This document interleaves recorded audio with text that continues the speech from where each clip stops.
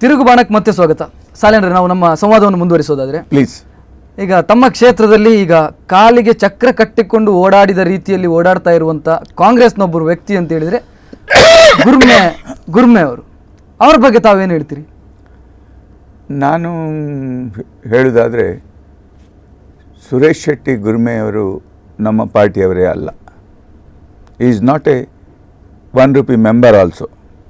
ಈ still today is in BJP and he is a general secretary of BJP also. So ಆ ಪ್ರಶ್ನೆ ಇಲ್ಲ. ಮತ್ತು ನನಗೆ ಕಾಂಗ್ರೆಸ್ ಟಿಕೆಟ್ ಸಿಗ್ತದೆ ಅನ್ನುವಂಥ ವಿಶ್ವಾಸದಲ್ಲಿ ತಿರುಗಾಡ್ತಾ ಇದ್ದಾರೆ. ಅವರು ಹೇಳಿದರೆ ನಾವು ಕೇಳಲಿಕ್ಕೆ ಇಲ್ಲ. ನಮ್ಮ ಪಕ್ಷ, ನಮಗೆ ಪಕ್ಷ ಮುಖ್ಯ. ಒಬ್ಬ ಪಕ್ಷ ಯಾರು, ನಾನು ಹೇಳಿದಾಗ ಆಗ ನಮ್ಮ ಪಕ್ಷದಲ್ಲಿ ಯಾರು ಬೇಕು. ಸಪೋಸ್ ನಿಮ್ಮ ಪಕ್ಷ ಸುರೇಶ್ ಶೆಟ್ಟರನ್ನು ಆಯ್ಕೆ ಮಾಡ್ತದೆ ಅಂತ ತಿಳ್ಕೊಳ್ಳಿ. ನಾನು ಸಪೋಸ್ನ ವಿಚಾರ ಹೇಳ್ತಾ ಇದ್ದೇನೆ. ಸಾಲಿಯಾನ್ರು ಕ್ಯಾಂಪೇನಿಗೆ ಹೋಗ್ತಾರಾ?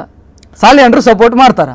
ಈಗ ಒಂದು ವಿಷಯ ಅದೇ ಹೇಳಿದಲ್ಲ, ಸುರೇಶ್ ಶೆಟ್ಟಿಯನ್ನು ಸಿಲೆಕ್ಟ್ ಮಾಡೋಂಥ ಪ್ರಶ್ನೆ ಇಲ್ಲ. Number it is impossible.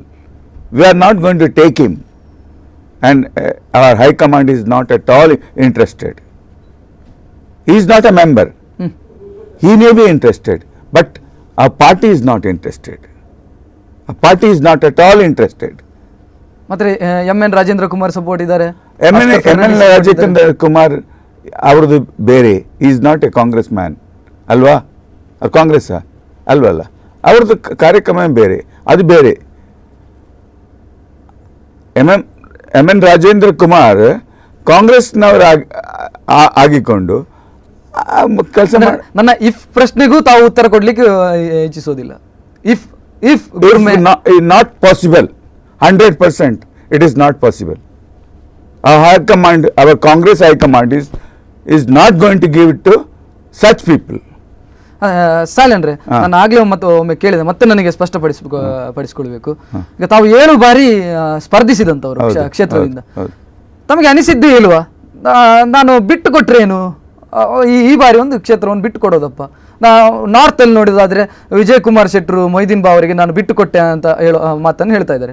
ಅದೇ ರೀತಿ ನಾನು ಒಂದು ಸಲ ಬಿಟ್ಟು ಕೊಟ್ಟು ನೋಡ್ಬೋದಲ್ವಾ ಅಂತ ಅನಿಸಿದ್ದು ಯಾವತ್ತಾದ್ರೂ ಇದೆಯಾ ತಮಗೆ? ಇಲ್ಲ. See my all what ever say high command is interested with me. ಅಂದ್ರೆ ಕೇವಲ ಹೈಕಮಾಂಡ್ ನ ಬೆಂಬಲ ಇದೆಯಾ? ಕಾರ್ಯಕರ್ತರು ಕೂಡ? ಕಾರ್ಯಕರ್ತರು ನನಗೆ ಫುಲ್ ಸಪೋರ್ಟ್ ಇದೆ. ಪ್ರತಿಯೊಬ್ಬ, ನಾನು ಹೇಳಿದಲ್ಲ, 29 ಗ್ರಾಮ ಪಂಚಾಯತ್ನಲ್ಲಿ ಪ್ರತಿಯೊಬ್ಬರು Vasant Salen is the winning candidate ಎನ್ನುವಂಥ ಪರಿಸ್ಥಿತಿಗೆ ಇವತ್ತು ಬಂದಿದ್ದಾರೆ. ನನ್ನ ಹೈಕಮಾಂಡ್ ಅಂದರೆ ನಮ್ಮ ಲೀಡರ್ಸ್, ಆಸ್ಕರ್ ಫರ್ನಾಂಡಿಸ್ ಇರ್ಬೋದು, ಅಥವಾ ವೀರಪ್ಪ ಮೊಯ್ಲಿಯವರು ಇರ್ಬೋದು, ಅಥವಾ ಜನಾರ್ದನ್ ಪೂಜಾರಿಯವರು ಇರ್ಬೋದು, ಅಥವಾ ಜಯಪ್ರಕಾಶ್ ಹೆಗಡೆಯವರು ಇರ್ಬೋದು. ಅವರು ಏನನ್ನು ಈಗ ನಮ್ಮ ಕಾಂಗ್ರೆಸ್ ಕಾರ್ಯಕರ್ತರ ಜೊತೆಯಲ್ಲಿ ಸ್ಪಂದಿಸಿದ್ದಾರೆ. ಅವರು ಕಾಂಗ್ರೆಸ್ ಕಾರ್ಯಕರ್ತರು ಸಹ ಹೇಳಿದ್ದಾರೆ, is the winning candidate, Vasant Salen is the winning candidate ಎನ್ನುವಂಥ ಅಭಿಪ್ರಾಯವನ್ನು ನಮ್ಮ ಹೈಕಮಾಂಡ್ಗೆ ಕೊಟ್ಟಿದ್ದಾರೆ. ಅಂದರೆ ಸಾಲಿಯಾನ್ ಅವರ ಬಗ್ಗೆ ಮತ್ತೊಂದು ಕೇಳಿ ಬರ್ತಾ ಇರುವಂಥ ಆರೋಪ, ಸಾಲಿಯಾನ್ ಅವರು 2ನೇ ದರ್ಜೆಯ ನಾಯಕರನ್ನು ಬೆಳೆಸಲಿಲ್ಲ. ಈಗ ಮೊಯ್ಲಿ ಅವರನ್ನು ಉದಾಹರಿಸಬಹುದು, ಒಂದು 2 ಬೆಳೆಸಿದ್ದಾರೆ, ಒಂದು 3 ಜನರನ್ನು ಬೆಳೆಸಿದ್ದಾರೆ. ಅದೇ ರೀತಿ ಜನಾರ್ದನ್ ಪೂಜಾರಿ ಅವರ ಬಗ್ಗೆಯೂ ಹೇಳ್ಬೋದು. ಆದರೆ ಸಾಲಿಯಾನ್ ರವರು ಕಾಪು ಕ್ಷೇತ್ರದಲ್ಲಿ ಆ ಪ್ರಯತ್ನವನ್ನೇ ಮಾಡಲಿಲ್ಲ, 2ನೇ ದರ್ಜೆಯ ನಾಯಕರನ್ನು ಬೆಳೆಸುವಂಥ ಪ್ರಯತ್ನಕ್ಕೆ ಕೈ ಹಾಕಲಿಲ್ಲ. No, I am sorry. ನಾನು 2ನೇ ದರ್ಜೆಯ ನಾಯಕರನ್ನು ನಾನು ಬೆಳೆಸಿದ್ದೇನೆ. ಅದು ಗ್ರಾಮ ಪಂಚಾಯತಿಯಿಂದ ಹಿಡಿದು ಜಿಲ್ಲಾ ಪಂಚಾಯತ್ವರೆಗೆ ನಾನು ಬೆಳೆಸಿದ್ದೇನೆ. ಯು ಟೇಕ್ ಜಿಲ್ಲಾ ಪಂಚಾಯತ್ ಸದಸ್ಯರನ್ನು ನಾನು ಜಿಲ್ಲಾ ಪಂಚಾಯತ್ ಅಧ್ಯಕ್ಷರಾಗಿ ಅಷ್ಟೇ ಸೀಮಿತವಾಗಿದ್ದಾರೆ. ಶಾಸಕ ಸ್ಥಾನಕ್ಕೆ ಅರ್ಹತೆ ಪಡೆಯುವಂತ ನಾಯಕರನ್ನು ಬೆಳೆಸುವಂತದ್ದು ಆಗಲಿಲ್ಲ. That is up to them. It is up to them. ಯಾಕೆ ಒಬ್ಬ ಜಿಲ್ಲಾ ಪಂಚಾಯತ್ ಸದಸ್ಯರು ಜಿಲ್ಲಾ ಪಂಚಾಯತ್ ಅಧ್ಯಕ್ಷರಾಗ್ಬೋದು, ಒಬ್ಬ ತಾಲೂಕ್ ಪಂಚಾಯತ್ ಸದಸ್ಯರು ತಾಲೂಕ್ ಪಂಚಾಯತ್ ಅಧ್ಯಕ್ಷರಾಗ್ಬೋದು, ಒಬ್ಬ ಗ್ರಾಮ ಪಂಚಾಯತ್ ಸದಸ್ಯರು ಗ್ರಾಮ ಪಂಚಾಯತಿ ಅಧ್ಯಕ್ಷರಾಗ. ನಾನು ಹಾಗೆ ಬೆಳೆದಿದ್ದೇನೆ. ಕಡ್ಪಾಡಿ ಗ್ರಾಮ ಪಂಚಾಯತಿಯ ಒಬ್ಬ ಸದಸ್ಯನಾಗಿ, ಕಡ್ಪಾಡಿ ಗ್ರಾಮ ಪಂಚಾಯತಿಯ ಉಪಾಧ್ಯಕ್ಷನಾಗಿ ನಾನು ಬೆಳೆದುಕೊಂಡು ಬಂದವನು. ಹಾಗೆ ನಾನು ಬೆಳೆಸಿದ್ದೇನೆ. ಸಾಲಿಯಾನ್ ಅವರು ಕುಟುಂಬ ರಾಜಕಾರಣ ಮಾಡ್ತಾ ಇದ್ದಾರಂತೆ. ಐ ಆಮ್ ಸಾರಿ, ಅಂಥದ್ದು ಏನು ಇಲ್ಲ. ಈಗ ನಿಮ್ಮ ಪ್ರತಿ ನಿರ್ಧಾರದ ಹಿಂದೆ ನಿಮ್ಮ ಅಳಿಯ ಇರ್ತಾರಂತೆ. ಅದು ತಪ್ಪು ಅಭಿಪ್ರಾಯ ಇರ್ಬೋದು. ಯಾಕಂದರೆ ನನ್ನ ಲೆಕ್ಕಾಚಾರ ಏನಂದರೆ ನಿಮ್ಗೆ ಗೊತ್ತಿದೆ ಅಲ್ಲಿ 1979ನೇ ಇಸ್ವಿಯಲ್ಲಿ ಪ್ರಣಬ್ ಮುಖರ್ಜಿ ಅವರು ಉಡುಪಿಗೆ ಬಂದು ದೇವರಾಜ ಅರಸು ಮತ್ತು ಇಂದಿರಾ ಗಾಂಧಿ ಸ್ಪ್ಲಿಟ್ ಆದಂಥ ಒಂದು ಸಂದರ್ಭದಲ್ಲಿ 79ನೇ ಇಸ್ವಿಯಲ್ಲಿ ಸ್ಪ್ಲಿಟ್ ಆದಂಥ ಸಂದರ್ಭದಲ್ಲಿ 15 ವಿಧಾನಸಭಾ ಕ್ಷೇತ್ರದ MLAಗಳು ಅಲ್ಲಿ 12 ಜನ MLAಗಳು ದೇವರಾಜ ಜೊತೆ ಹೋದರು. 3 ಜನ ಮಾತ್ರ, ಮನೋರಮ್ ಮಧ್ವರಾಜ್, ಗಂಗಾಧರ ಗೌಡ ಮತ್ತು ವೀರಪ್ಪ ಮೊಯ್ಲಿಯವರು ಮಾತ್ರ ಕಾಂಗ್ರೆಸ್ನಲ್ಲಿದ್ದರು. ಅಂಥ ಒಂದು ಕ್ರಿಟಿಕಲ್ ಕಂಡೀಷನ್ನಲ್ಲಿ ಪ್ರಣಬ್ ಮುಖರ್ಜಿ ಅವರು ಉಡುಪಿಗೆ ಬಂದು 15 ಜನ ಬ್ಲಾಕ್ ಕಾಂಗ್ರೆಸ್ ಸಮಿತಿಯ ಅಧ್ಯಕ್ಷರನ್ನು ನೇಮಕ ಮಾಡಿದ ಸಂದರ್ಭದಲ್ಲಿ 1979ನೇ ಇಸ್ವಿಯಲ್ಲಿ ವಸಂತ್ ಸಾಲೆನ್ ಅವರನ್ನು ಪ್ರಣಬ್ ಮುಖರ್ಜಿ ಅವರು ನನ್ನ ನಾನು ಕೇಳಿದ ಪ್ರಶ್ನೆಗೆ ಉತ್ತರ ಇದಲ್ಲ. ಅದು ಹೇಳ್ತಾ ಇದೆ, ಅದು ಬರ್ತಾ ಇದ್ದೇನೆ ನಾನು.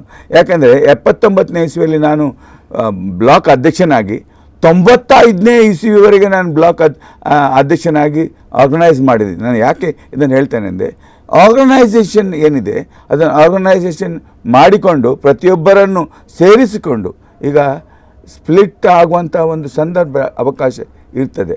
ಅಂಥ ಟೈಮ್ನಲ್ಲಿ ಈಗ 80ನೇ ಇಸ್ವಿಯಲ್ಲಿ ಸನ್ಮಾನ್ಯ ಆಸ್ಕರ್ ಫರ್ನಾಂಡಿಸ್ ಅವರು ಯೂತ್ ಕಾಂಗ್ರೆಸ್ನ ಅಧ್ಯಕ್ಷರಾಗಿದ್ದರು. ಅವರಿಗೆ ಶ್ರೀಮತಿ ಇಂದಿರಾ ಗಾಂಧೀಜಿಯವರು ಲೋಕಸಭೆಗೆ ಸ್ಪರ್ಧೆ ಮಾಡಲಿಕ್ಕೆ ಒಂದು ಅವಕಾಶ ಕೊಟ್ಟರು.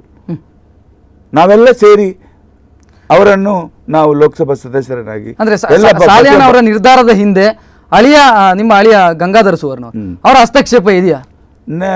ಈಸ್ ಎ ಬ್ಲಾಕ್ ಪ್ರೆಸಿಡೆಂಟ್, ಹಸ್ತಕ್ಷೇಪ ಮಾಡುವಂಥ ಪ್ರಶ್ನೆ ಇಲ್ಲ. Is a block president. ಅದಕ್ಕಿಂತ ಮುಂಚೆ ಶ್ರೀಕರ್ ಸುವರ್ಣರಾಗಿ ಬ್ಲಾಕ್ ಪ್ರೆಸಿಡೆಂಟ್ ಇದ್ದರು. ಅದರ ಹಿಂದೆ Ignatius D'Souza block president. It is up to ಈಗ ಕಾರ್ಯಕರ್ತರು ಬ್ಲಾಕ್ ಪ್ರೆಸಿಡೆಂಟನ್ನು ಇಲೆಕ್ಟ್ ಮಾಡೋದು ಕಾರ್ಯಕರ್ತರು. ಇಗ್ನೇಷಿಯಸ್ ಡಿಸೋಜ ಬ್ಲಾಕ್ ಕಾಂಗ್ರೆಸ್ ಪ್ರೆಸಿಡೆಂಟ್ ಆಗಿದ್ದರು.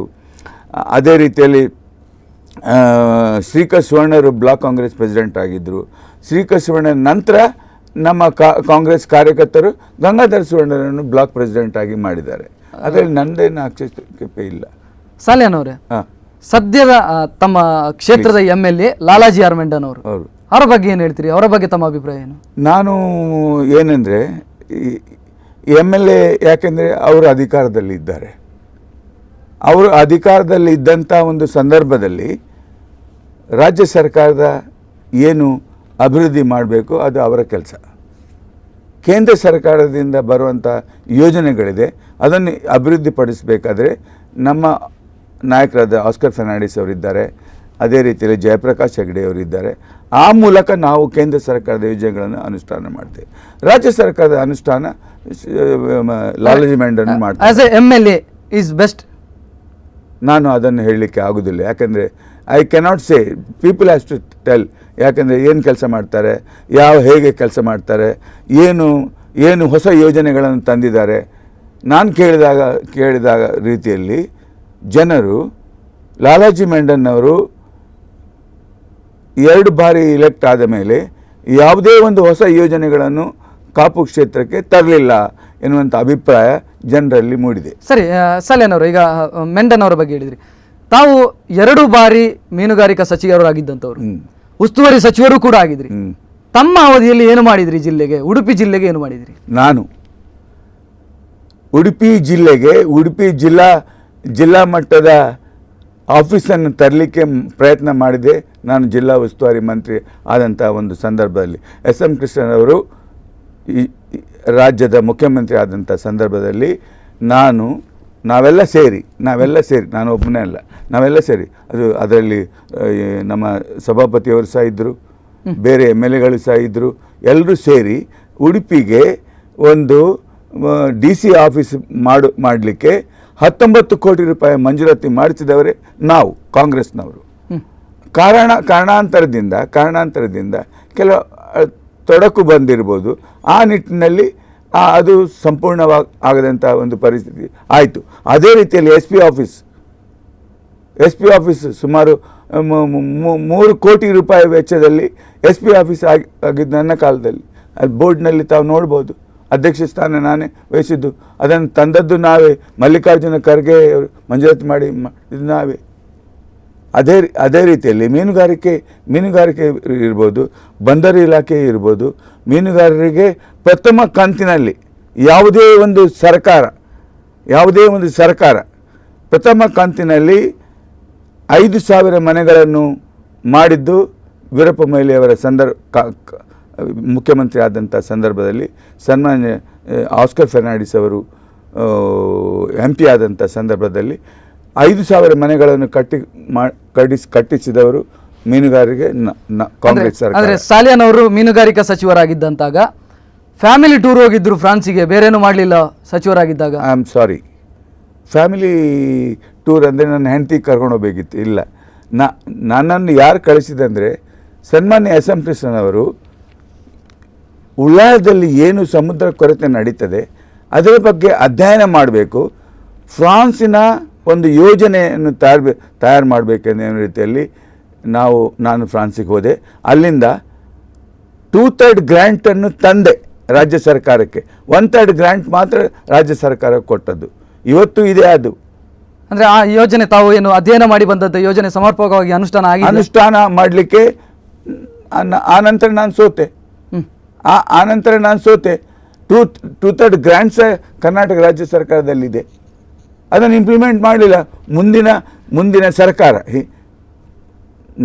ನಂತರ ಬಂದಂಥ ಸರ್ಕಾರ ಅದನ್ನು ಕಾರ್ಯಗತ ಮಾಡಲಿಲ್ಲ.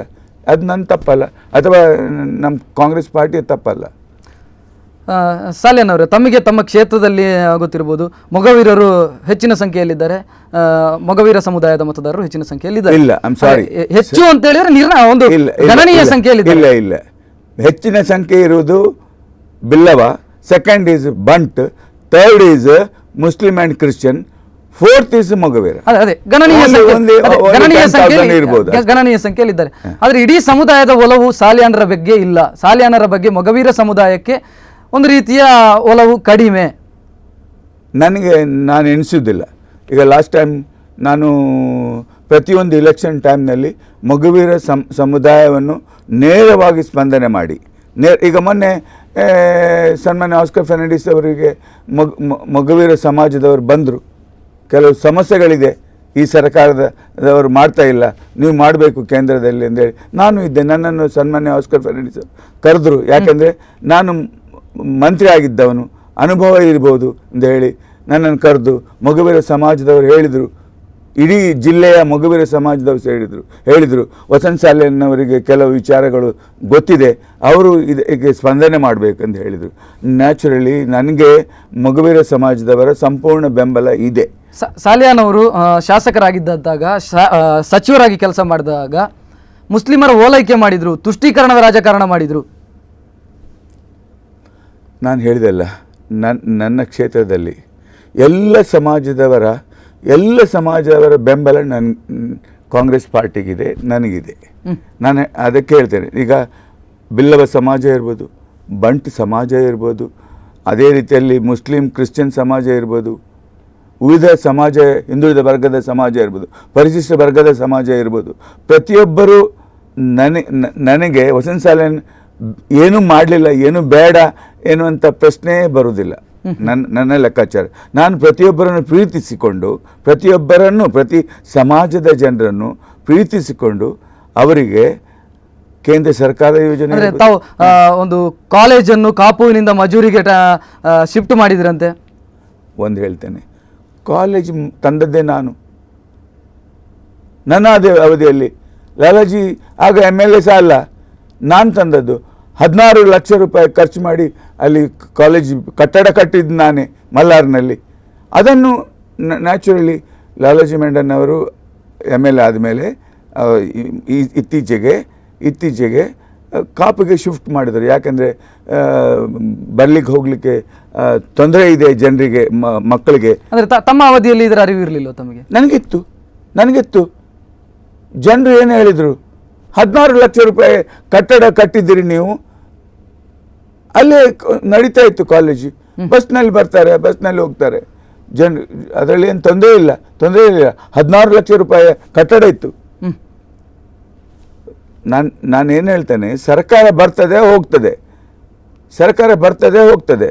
ಈಗ 16 ಲಕ್ಷ, ನನ್ನ ಕಾಂಗ್ರೆಸ್ ಸರ್ಕಾರ ಇರುವಾಗ ನಾನು 16 ಲಕ್ಷ ರೂಪಾಯಿ ವೆಚ್ಚದಲ್ಲಿ ಬಿಲ್ಡಿಂಗ್ ಮಾಡಿದ್ದೇನೆ. 4 ಎಕರೆ ಜಾಗ ಕೊಟ್ಟಿದ್ದೇನೆ. ಅದು ಹಾಗೇ ಇದೆ. It's waste. 4 ಎಕರೆ ಜಾಗ ಇದೆ, 16 ಲಕ್ಷದ ಬಿಲ್ಡಿಂಗ್ ಇದೆ.